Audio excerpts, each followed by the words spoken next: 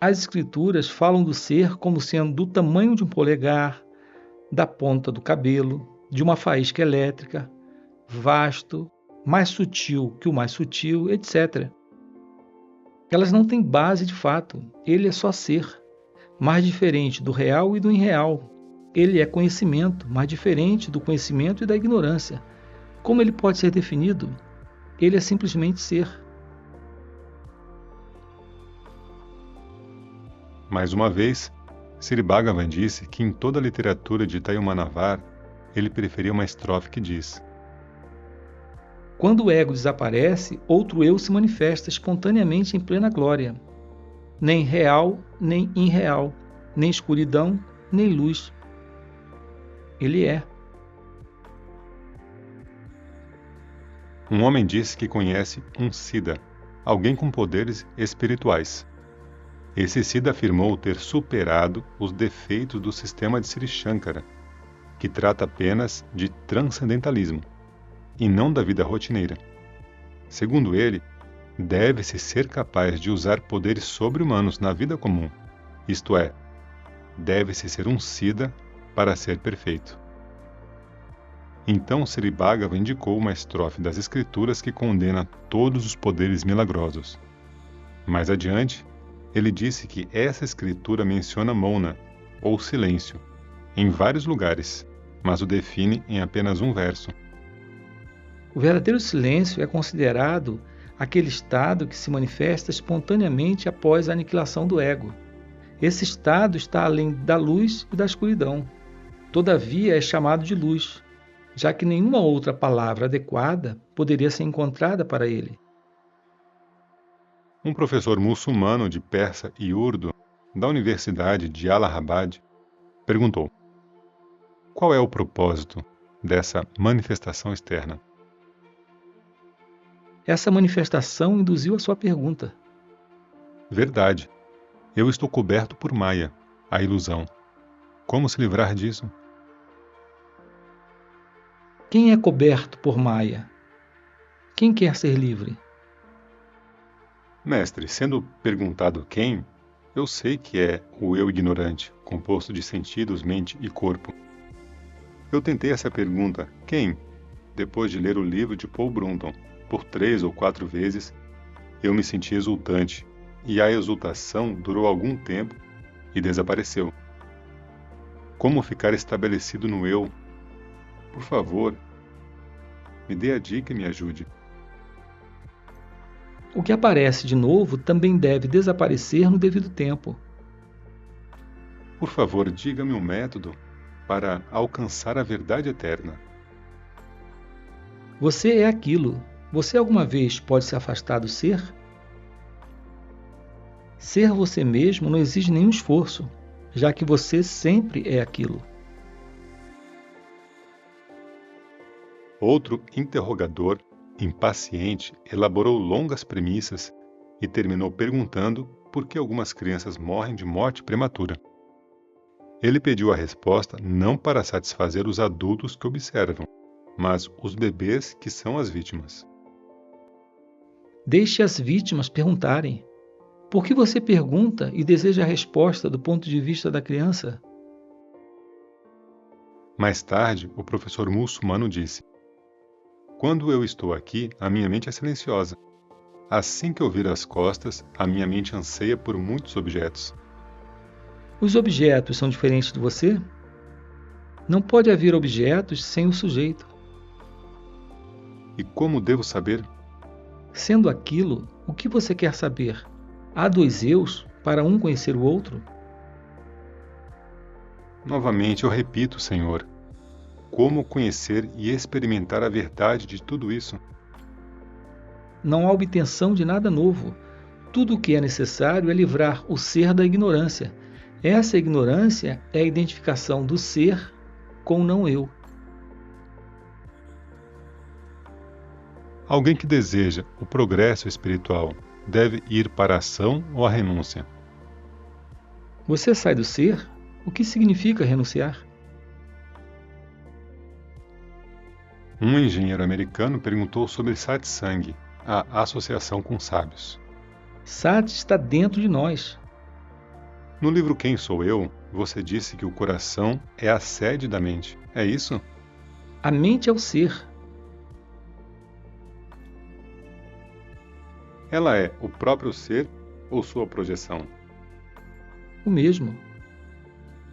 Os ocidentais consideram a mente como o princípio mais elevado, enquanto os orientais acham o contrário. Por quê? Onde a psicologia termina, a filosofia começa.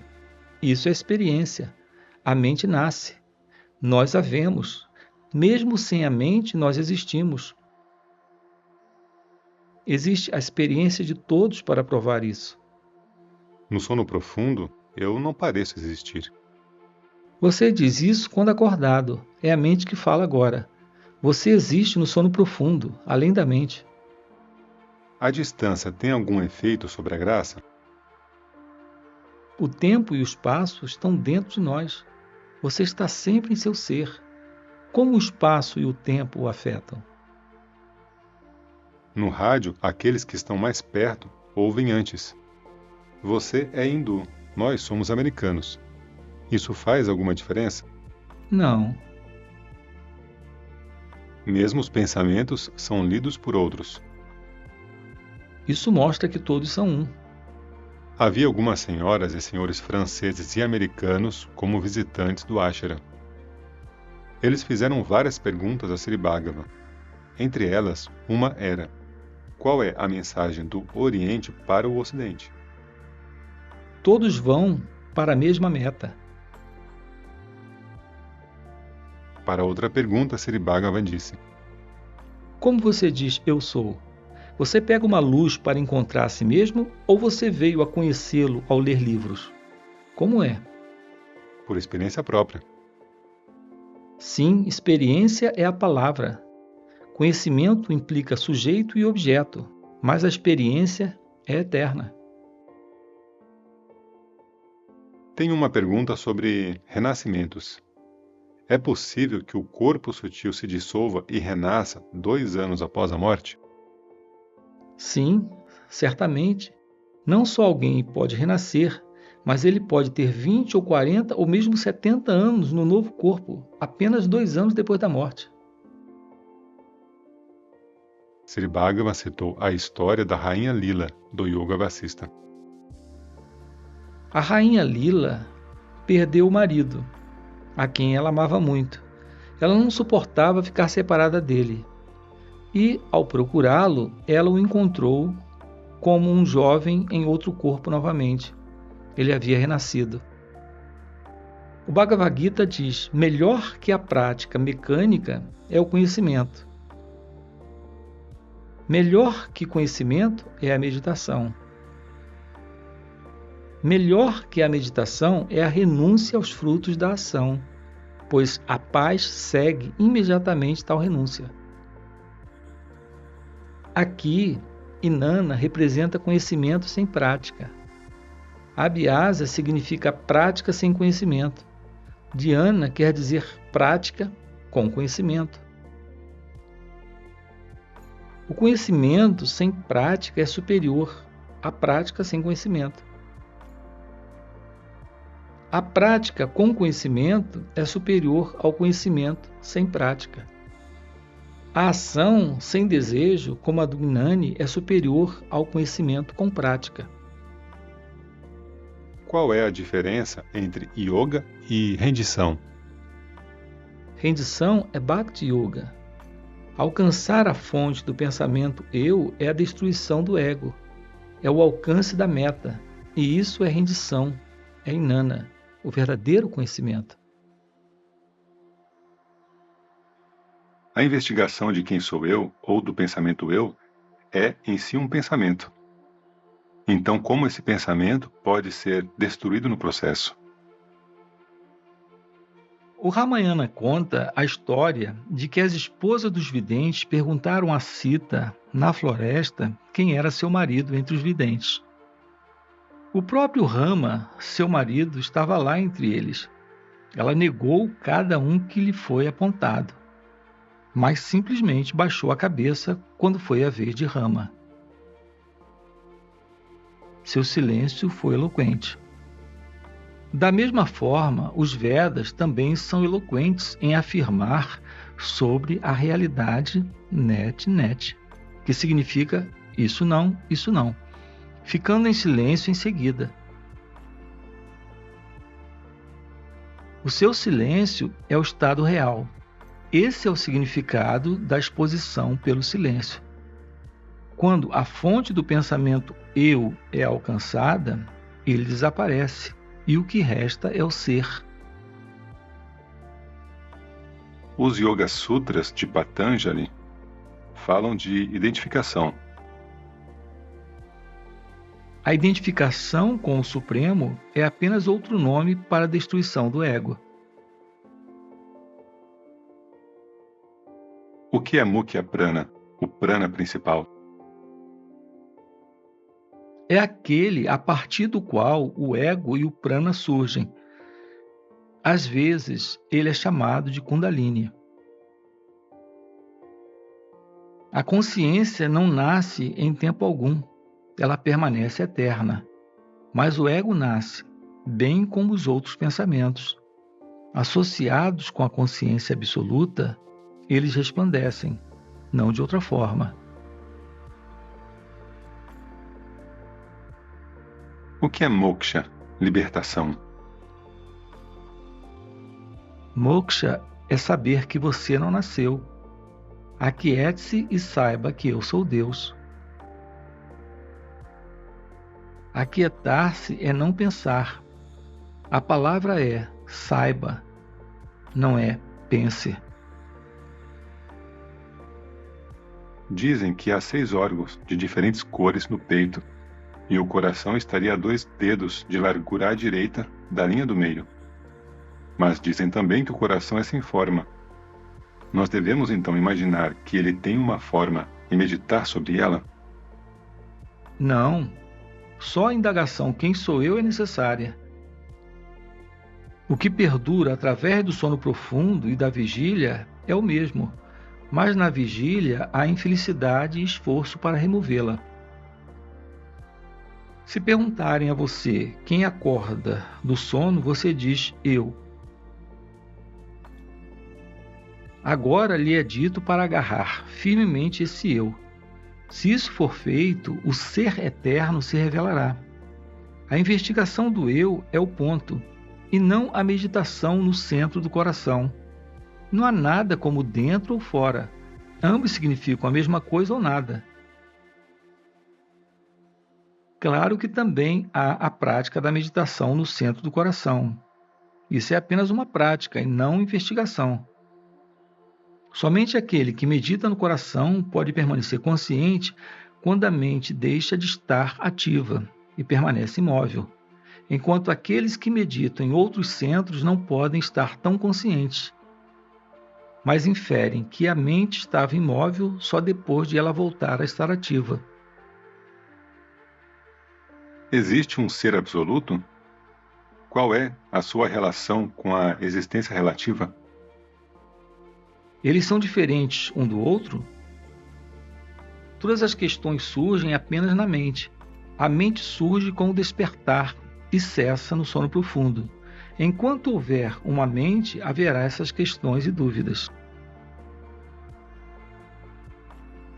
Deve haver estágio após estágio de progresso para alcançar o absoluto. Existem graus de realidade? Não há graus de realidade. Existem graus de experiência para a alma individual, e não de realidade. Se algo puder ser obtido de novo, isso também poderá ser perdido, enquanto o absoluto é central, aqui e agora. Se é assim, como eu permaneço ignorante? Para quem é esse véu de ignorância? O absoluto lhe diz que ele está velado? É a alma que diz que algo vela o absoluto. Descubra de quem é essa ignorância. Por que existe imperfeição na perfeição? Ou seja, por que o absoluto se tornou relativo? Para quem é essa relatividade? Para quem é essa imperfeição? O absoluto não é imperfeito e não pode perguntar. E o insensível não pode fazer a pergunta. Entre esses dois surge algo que levanta essas questões e que sente essa dúvida. Quem é esse? Ele é aquele que surgiu agora ou é aquele que é eterno? Sendo perfeito, por que você se sente imperfeito? Esse é o ensinamento de todas as religiões. Quaisquer que sejam as experiências, o experimentador é o mesmo. O ser é perfeição. Não há diversidade no sono. Isso indica a perfeição. Sendo perfeito, por que eu não sinto isso? Nem a imperfeição é sentida no sono profundo. O eu no sono é perfeito. Por que o eu desperto parece imperfeito? Porque aquele que se sente imperfeito é um ramo espúrio, uma diferenciação do infinito, uma segregação de Deus. Eu sou o mesmo em todos os 3 estados. Esse ego me submergiu ou eu me enredei nele? Alguma coisa surgiu sem você? Eu sempre sou o mesmo. Isso parece ter surgido porque você vê. Você sentiu essa dificuldade no sono profundo? O que há de novo agora? Os sentidos e a mente. Quem diz isso? É o que dorme? Se é assim, ele deveria ter levantado a questão no sono profundo também. O adormecido foi perdido. Alguma derivação falsa se diferenciou e fala agora. Pode surgir algo novo, sem o que é eterno e perfeito? Esse tipo de disputa é em si mesmo eterno. Não se envolva nisso. Volte para dentro e ponha fim a tudo isso. Não haverá finalidades em disputas. Mostre-me aquela graça que põe fim a todo esse problema. Eu não vim aqui para discutir. Eu quero apenas aprender. Aprenda primeiro o que você é. Isso não requer regras, nem erudição. Isso é uma experiência simples. O estado de ser existe aqui e agora o tempo todo. Você se perdeu de si mesmo e está pedindo orientação a outros. O propósito da filosofia é voltá-lo para dentro. Se você conhece seu eu, nenhum mal pode tocá-lo. Como você perguntou, eu lhe ensinei. O ego surge apenas segurando você, o ser. Segure a si mesmo e o ego desaparecerá. Até lá, o sábio dirá, aí está. E o ignorante perguntará, onde? O cerne do problema está em conhece a ti mesmo. Sim, isso mesmo. Há 2 escolas em Advaita. A escola da criação simultânea e a escola da criação gradual. Há o Advaita Tântrico, que admite 3 fundamentos, Jagat, Shiva e Svara, ou seja, o mundo, a alma e Deus, e que diz que esses 3 também são reais e que a realidade não termina com eles. Ela se estende além. Esse é o Advaita Tântrico. A realidade é ilimitada. Os 3 fundamentos não existem separados da realidade absoluta. Todos concordam que a realidade é onipenetrante. Assim, Deus permeia a alma. Portanto, a alma tem o ser eterno. O seu conhecimento não é limitado. O conhecimento limitado é apenas imaginado por ela. Na verdade, o conhecimento infinito é dela. Seu limite é o silêncio.